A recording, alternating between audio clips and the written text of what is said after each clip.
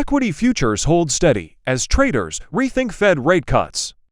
European equity futures remained unchanged as traders reconsidered Federal Reserve rate cut expectations. Asian markets, led by China, saw gains after the People's Bank of China launched a $42.1 billion share buyback mechanism and released stronger than expected economic data, including GDP and retail sales growth. U.S. Treasury yields stabilized after Thursday's surge, while Australian and New Zealand yields followed suit. Meanwhile, Taiwan semiconductor manufacturing companies' strong earnings boosted Asian chip maker stocks. The U.S. economy continues to show resilience, with September retail sales and job market data beating expectations, reducing the likelihood of rate cuts this year.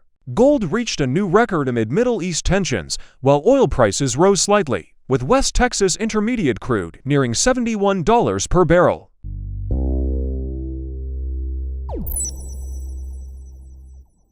Retail investors remain cautious as Bitcoin nears new high. Bitcoin is approaching its record high, but retail investors are still mostly on the sidelines, even as institutional demand pushes the cryptocurrency up by 14% over the past 8 days. Currently, Bitcoin is about 9% below its all-time peak of $73,798, but signs of retail-driven fear of missing out remain absent. According to K33 Research, institutional activity is rising, but retail interest has yet to catch up. The kimchi premium, which typically shows strong retail demand in South Korea, has turned negative, signaling weak retail participation. The recent surge in Bitcoin is partly driven by optimism around the U.S. regulatory outlook ahead of the presidential election, with both major candidates taking pro-crypto stances. Bitcoin currently trades around $67,790, with open interest in CME Bitcoin futures hitting record levels.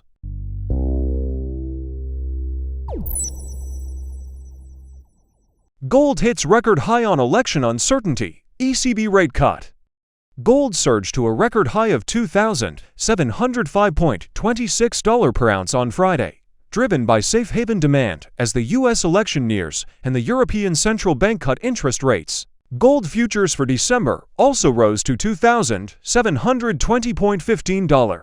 Despite robust U.S. retail sales and labor market data suggesting the Federal Reserve may slow rate cuts, uncertainty over the election kept gold in demand.